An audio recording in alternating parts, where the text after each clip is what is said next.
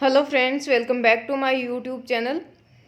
आज हम डिस्कस करने वाले हैं यूपी पीसीएल में जो assistant engineer and junior engineer की रिक्रूटमेंट का नोटिफिकेशन है और आज की डेट से स्टार्ट हो गए हैं फॉर्म फिल होना।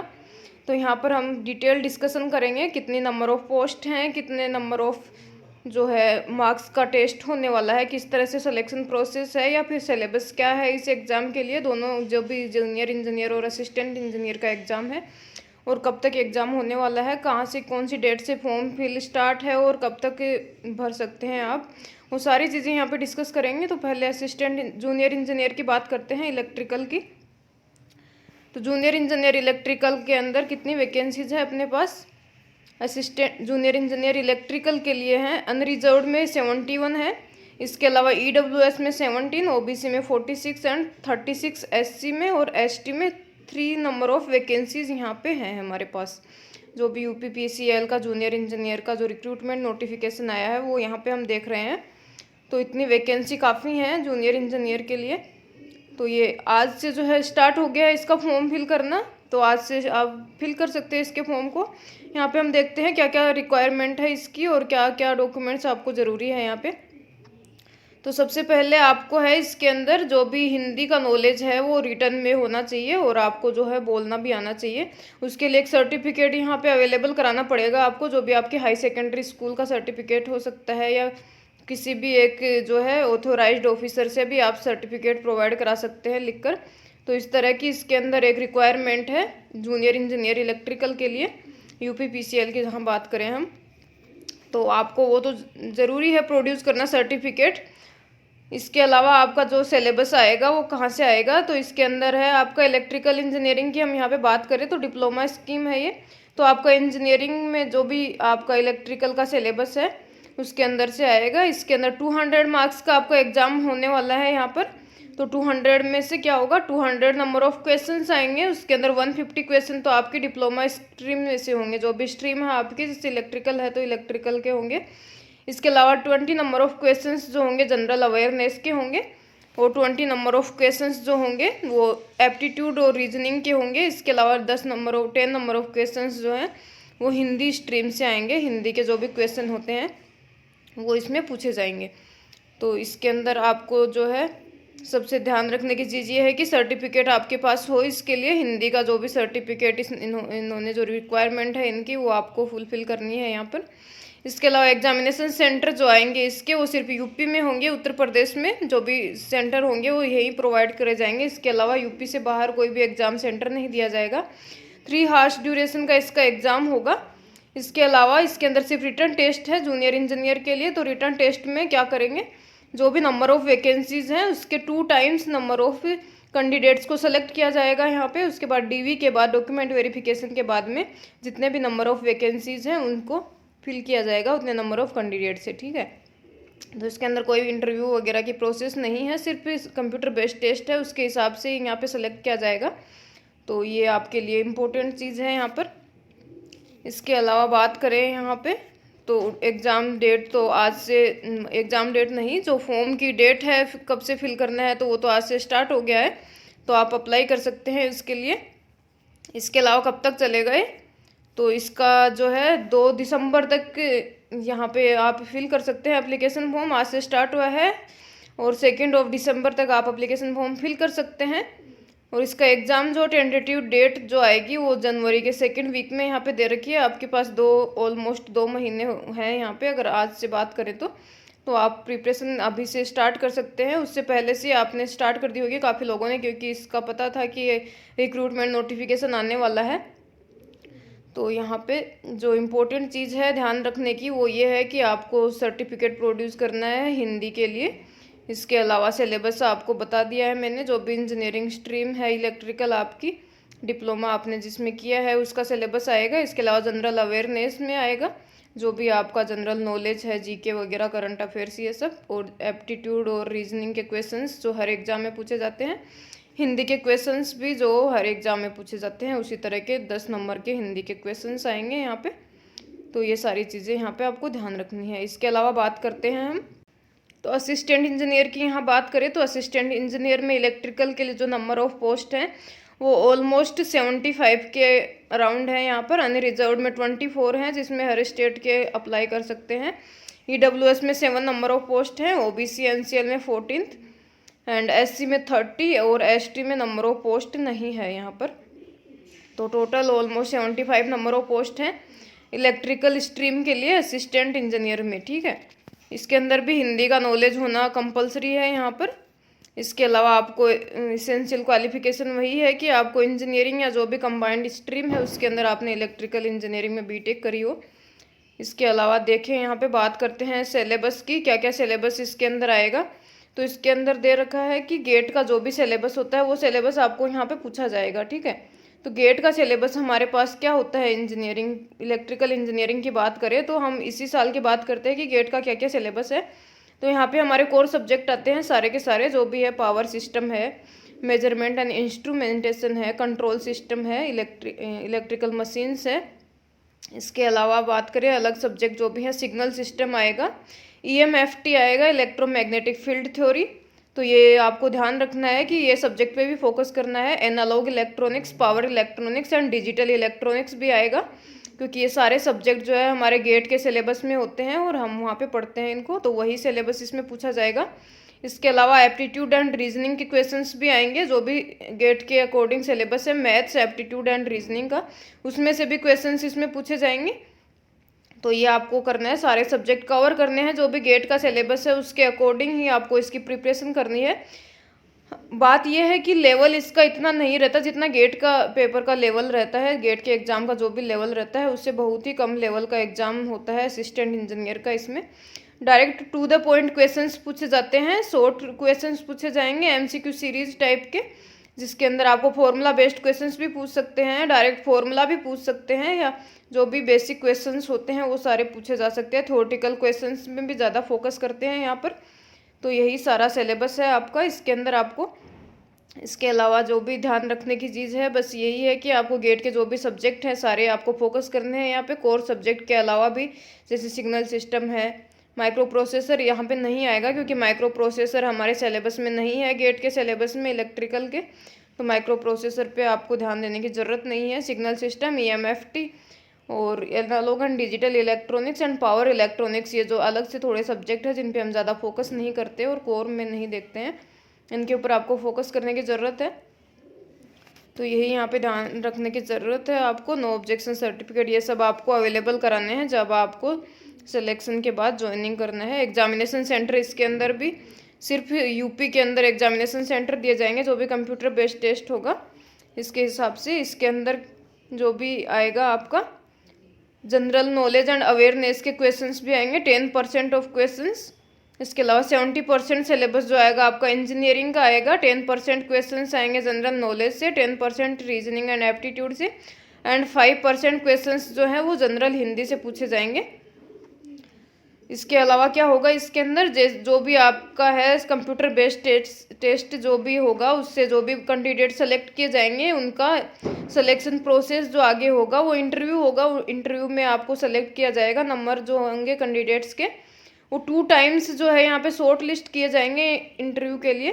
उसके बाद आपको जो है इंटरव्यू के थ्रू जाना है और उसके बाद जो भी बच्चों का नंबर ऑफ वैकेंसीज है उसके हिसाब से कैंडिडेट सेलेक्ट किए जाएंगे एंड शॉर्ट लिस्ट जो भी वहाँ पे सिलेक्शन लिस्ट है वो बनाई जाएगी। कंबाइंड किस तरह से कंप्यूटर बेस्ड टेस्ट में जो भी मार्क्स आ रहे हैं आपके और इंटरव्यू में जो भी मार्क्स मिले हैं उनको कंबाइंड करके आपकी फाइनल सिलेक्शन लिस्ट तैयार की जाएगी। यहाँ पे सिलेबस जैसे मैंने यहाँ पे बता दिया है आपको, गेट का सिलेबस आएगा गेट 2021। पहले का आपको नहीं देखना है, सिलेबस भी बार बार चेंज हो सकता है, तो आपको गेट 2021 में जो भी सिलेबस है वो सारा सिलेबस यहाँ पे कवर करना है। इसके अलावा क्या है, इसके अंदर एग्जामिनेशन जो भी है आपका है उसका फॉर्म आज से स्टार्ट हो गया है फॉर्म फिल होना। जिस तरह से जैसे एडवर्टाइजमेंट इसका नया नहीं आया है अप्लाई करने के लिए, लेकिन पुराना जो एडवर्टाइजमेंट था उसके हिसाब से 12 नवंबर को फॉर्म फिलिंग स्टार्ट है और 2 दिसंबर तक फॉर्म फिल कर सकते हैं आप। और एग्ज़ाम इसका भी 2nd वीक ऑफ जनवरी में टेंटेटिव डेट है, तो हो सकता है उसी टाइम हो जाता है क्योंकि UPPSPCL का एग्ज़ाम जो है बहुत जल्दी होता है नोटिफिकेशन के बाद। जो भी आप फॉर्म फिल करते हैं या जिस तरह से टेंटेटिव डेट देते हैं उसी पर आपका जो है एग्ज़ाम कंडक्ट करवाया जाता है। फास्ट प्रोसेस है यूपीपीसीएल का। एक अगर एग्ज़ाम की बात करें हम, रिक्रूटमेंट नोटिफिकेशन और अप्लाई करने के बाद में जो भी टाइम लिमिट होती है वो बहुत कम होती है। तो यहाँ आपके पास ऑलमोस्ट 2 मंथ है प्रिपरेशन करने के लिए। जेई की बात करें या फिर एई की बात करें तो आप जो भी है अप्लाई कर सकते हैं। आप जिसमें भी जैसे जेई का इसमें रिक्रूटमेंट में दिया हुआ है आपको 3 इयर्स डिप्लोमा, और असिस्टेंट इंजीनियर की बात करें तो बीटेक डिग्री होनी चाहिए इलेक्ट्रिकल इंजीनियरिंग में। तो ये सब आपको ध्यान रखना है, जिस भी हिसाब से आपको फॉर्म फिल कर सकते हैं आप। इसके अलावा जो भी जनरल अवेयरनेस है उसके अंदर आपका यूपी से जीके पूछा जाएगा, यूपी के करंट अफेयर्स भी पूछे जाएंगे, और जो भी एप्टीट्यूड रीजनिंग है ये सारे आपको गेट के सिलेबस में जो भी हम पढ़ते हैं वो सब आपको पढ़ने हैं, तैयार करने हैं। लेकिन ये आप दिमाग में रखें कि आपके पेपर का लेवल जो है वो गेट के सिलेबस, गेट के लेवल, गेट का जो एग्ज़ाम का लेवल होता है उससे बहुत ही बिलो लेवल पे आता है। सिलेबस वही है लेकिन आपके क्वेश्चन का लेवल जो है उससे बहुत कम है। तो आपको इतना वो नहीं करना है कि गेट का जो सिलेबस है गेट के लेवल की प्रिपरेशन करनी है, ऐसा नहीं है। जो लोग गेट की प्रिपरेशन कर रहे हैं या लास्ट ईयर से कर रहे थे उनके लिए काफ़ी फ़ायदेमंद है ये, क्योंकि उन्होंने सारा सिलेबस कवर कर रखा है। तो आपको सिर्फ रिवाइज करने की ज़रूरत है यहाँ पे। इसके अलावा आपको जो भी जनरल अवेयरनेस या हिंदी पे आप कुछ प्रैक्टिस कर सकते हैं क्वेश्चंस की। और जो लोग नए हैं जिन्होंने गेट की प्रिपरेशन नहीं की है वो लोग जो है ज़्यादा गेट के ऊपर इस तरह से फोकस करने की ज़रूरत नहीं है कि आपको गेट का ही एग्ज़ाम लिखना है। इसके लिए आपको सिर्फ गेट के सब्जेक्ट, इनकी बेसिक चीज़ें पढ़नी है, बेसिक जो भी फंडामेंटल्स होते हैं, क्योंकि उसी के बाद आपको क्वेश्चंस कर सकते हैं, वो सब आपको पता होते हैं। घुमा फिरा कर क्वेश्चंस भी पूछे जाते हैं तो भी आपको बेसिक चीज़ें पता होनी चाहिए। इस तरह से ही आप उनका जवाब दे सकते हैं। फॉर्मूला बेस्ड क्वेश्चंस आते हैं और काफ़ी इजी लेवल का पेपर आता है, ये बिल्कुल भी डिफ़िकल्ट पेपर नहीं आता। और नंबर ऑफ पोस्ट भी यहाँ पे बहुत ज़्यादा है, 75 ऑलमोस्ट बहुत ज़्यादा पोस्ट होती है, क्योंकि राजस्थान जो विद्युत विभाग है उसकी बात करें यहाँ पे तो बहुत नंबर ऑफ पोस्ट कम निकलती हैं, हर बार ही ऐसा होता है। तो यूपीपीसीएल आपके लिए एक अच्छा मौका है। जो भी अदर स्टेट के पीपल हैं, अदर स्टेट के कैंडिडेट्स हैं वो भी यहाँ पे अप्लाई कर सकते हैं, क्योंकि अनरिजर्व्ड कैटेगरी में भी काफ़ी नंबर ऑफ पोस्ट हैं यहाँ पे। जिस तरह से देखा जाए नंबर ऑफ पोस्ट अनरिजर्व्ड में भी 24 हैं, तो ये भी काफ़ी होती हैं, क्योंकि जिस तरह से आरवीयूएनएल में इलेक्ट्रिकल इंजीनियरिंग में असिस्टेंट इंजीनियर की almost 10 to 12 number of post थी, जहाँ तक मुझे ध्यान है। तो आपके लिए एक अच्छा मौका है। अगर आप आरवीयूएनएल की प्रिपरेशन कर रहे थे तो यूपीपीसीएल आप अच्छे से क्रैक कर सकते हैं। अगर गेट 2021 सिलेबस की बात करें हम यहाँ पे, तो 2021 जो गेट का सिलेबस था, क्योंकि अभी लेटेस्ट 2022 का सिलेबस आ चुका है गेट का, उसमें काफ़ी टॉपिक्स ऐड हो चुके हैं और काफ़ी टॉपिक्स जो है डिलीट भी हो चुके हैं। तो आपको 2021 के गेट के सिलेबस की तरह से प्रिपरेशन करनी है जो भी टॉपिक्स हैं। तो इंजीनियरिंग मैथमेटिक्स में क्या क्या है यहाँ पे, लीनियर अलजेब्रा है, कैलकुलस है आपका, differential equations, complex variables, probability and statistics, ये टॉपिक्स आपके इलेक्ट्रिकल इंजीनियरिंग मैथमेटिक्स जो भी है उसके अंदर यही टॉपिक्स आपके इंक्लूड होते हैं। इसके बाहर से कोई भी टॉपिक से क्वेश्चन नहीं पूछा जाएगा। इसके बाद बात करते हैं इलेक्ट्रिकल सर्किट्स की। तो इलेक्ट्रिकल सर्किट में क्या था, नेटवर्क एलिमेंट्स जैसे ये भी KCL, KVL, mesh analysis, loop, nodal analysis, network theorems जो भी है, Thevenin, Norton, superposition, maximum power transfer theorem, यही 4 थ्योरम आपके दे रखी हैं सिलेबस में। ट्रांजिएंट रेस्पॉन्स दे रखा है एसी एंड डीसी नेटवर्क्स का, साइनोसॉइडल स्टेडी स्टेट एनालिसिस दे रखा है, रेजोनेंस दे रखा है, जो पूरा टॉपिक रेजोनेंस मैंने आपको करवाया हुआ है। 2 पोर्ट नेटवर्क्स दे रखा है, ये भी करवाया हुआ है, किस तरह से इक्वेशंस बनाते हैं, किस तरह से निकालते हैं, सारा मैंने डिस्कस किया हुआ है complete. Balance 3 phase circuit, star delta transformation, complex power and power factor in AC circuits, ये सिलेबस है आपका इलेक्ट्रिकल सर्किट्स का। इसके बाद ईएमएफटी की बात करते हैं तो ईएमएफटी में ये सारे लॉज आते हैं, जो भी कोलाम्स लॉ है, electrical field intensity, electric flux density, ये आप यहाँ पे देख सकते हैं। जितने भी बायोट-सावर्ट लॉ है, एम्पियर लॉ, फेराडेज लॉ, इस तरह के। सिग्नल सिस्टम की बात करें तो ये भी छोटा सिलेबस है आपका, representation of continuous and discrete time signal, जो भी शिफ्टिंग स्केलिंग प्रॉपर्टीज़ वगैरह होती हैं, linear time variant, invariant, causal system होता है, नॉन कोजल, फोरियर ट्रांसफॉर्मर या जेट ट्रांसफॉर्मर, जो लाप्लास ट्रांसफॉर्म, इस तरह के। इलेक्ट्रिकल मशीन्स की बात करें तो इलेक्ट्रिकल मशीन्स में क्या क्या है, सिंगल फेज ट्रांसफॉर्मर है आपका, इक्विवेलेंट सर्किट, फेजर डायग्राम ये बनवा रखे हैं मैंने, open circuit, short circuit test ये भी बताए हुए हैं, regulation and efficiency, 3 phase transformer में कनेक्शंस हैं, जैसे YD0, DY0, YD6 और 11 इस तरह के जो भी कनेक्शन होते हैं वो सारे वेक्टर ग्रुप हैं। पैरेलल ऑपरेशन, ऑटो ट्रांसफॉर्मर है, electromechanical energy conversion principle. DC machines है, डीसी मशीन में separately excited series shunt motoring and generating mode of operation and their characteristics. Speed control methods बताए हुए हैं मैंने आपको। 3 फेज इंडक्शन मशीन के अंदर operation, type, performance, torque, speed characteristics करवाए हुए हैं। No load, block rotor test, ये सब भी करवाए हुए हैं। इक्विवेलेंट सर्किट है, starting and speed control methods भी बताए हुए हैं। Operation principle of single phase induction motor and synchronous machine के अंदर cylindrical and salient pole machines, performance, characteristics, regulation and parallel operation of generator.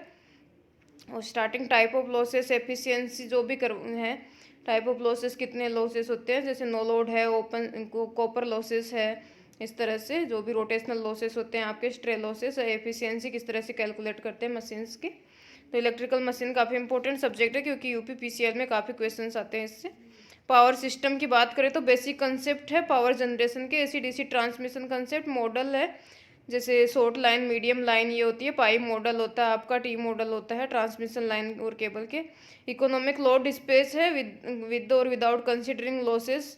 Series and shunt compensation है। Electric field distribution and insulator distribution system है। Per unit quantities, bus admittance matrix है, Gauss Seidel, Newton Raphson, ये सारे के सारे आपके जो भी मेथड्स आ जाते हैं इसमें। वोल्टेज और फ्रिक्वेंसी कंट्रोल है। Power factor correction, symmetrical components जो भी आपका फॉल्ट एनालिसिस आ जाएगा यहाँ पे। Principle of over current differential और ये सब प्रोटेक्शन स्कीम, रिलेज मैंने सारी करवा दी हैं आपको। सर्किट ब्रेकर सारे करवा दिए हैं, जो भी इंपॉर्टेंट चीज़ें बनती हैं ये सारे मैंने लेक्चर करवा दिए आपको। System stability concept, equal area criteria काफ़ी इंपॉर्टेंट है, इक्वल एरिया क्राइटेरिया तो ये भी आपको पढ़ना है यहाँ पे। कंट्रोल सिस्टम की बात करें तो सबसे ईजी सब्जेक्ट जो भी आता है वो कंट्रोल सिस्टम है यहाँ पे, क्योंकि इसमें सिस्टम के मैथमेटिकल ब्लॉक डायग्राम है या जो मास वाला डायग्राम है, mass analogy, current voltage analogy, इस तरह के सिग्नल फ्लो ग्राफ्स हैं आपके। ट्रांजिएंट स्टेडी स्टेट एनालिसिस है। Stability, Routh Hurwitz, Nyquist criteria, root locus, ये सारे मैंने करवा रखे हैं आपको। बॉडी प्लॉट भी करवा रखा है। Lag lead compensator, PPI, PID controller, state space model, solution of state equation of LTI system. ठीक है, तो कंट्रोल सिस्टम आपके लिए बहुत ज़्यादा ईजी है।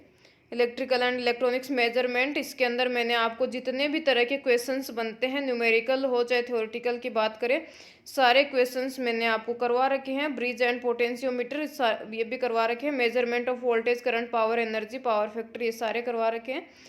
पीटी और सीटी इंस्ट्रूमेंट, ट्रांसफॉर्मर है ये पढ़ने आपको। डिजिटल वोल्टमीटर, मल्टीमीटर पढ़ने हैं। Phase, time and frequency measurement, oscilloscope and error analysis. ठीक है, एनालॉग एंड डिजिटल इलेक्ट्रॉनिक्स के अंदर आपको बेसिक क्वेश्चंस पढ़ने हैं, क्योंकि बेसिक चीज़ें आती हैं इसके अंदर। जितना सिलेबस दे रखा है उसके बेसिक्स आपको पढ़ने हैं। इसके अलावा डीप में आपके क्वेश्चन नहीं पूछे जाएंगे। पावर इलेक्ट्रॉनिक्स में भी वही है आपका, मोस्पेट, आईजीबीटी, बीजेटी, इन सब से कन्वर्टर्स जो भी हैं, बक बूस्ट, चॉपर्स वगैरह है, थायरिस्टर जो है, इन सब से क्वेश्चन पूछे जाते हैं। और मॉड्यूलेशन जो है, single phase sinusoidal modulation, pulse with modulation, तो ये आपका सिलेबस यहाँ पे कवर हो जाता है। जितना भी गेट 2021 का सिलेबस है वो आपको पढ़ना है यहाँ पे। 2022 के सिलेबस में नहीं जाना है, क्योंकि उसमें काफ़ी टॉपिक्स जो है नए ऐड हो चुके हैं और काफ़ी डिलीट भी हो चुके हैं पुराने सिलेबस में से।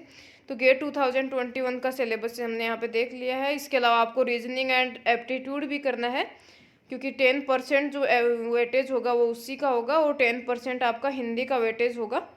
तो इस तरह से आपका टोटल जो भी होगा उसका आपको इलेक्ट्रिकल इंजीनियरिंग स्ट्रीम से ये सारे सब्जेक्ट पढ़ने हैं, और एप्टीट्यूड, रीजनिंग एंड मैथम जो हिंदी है।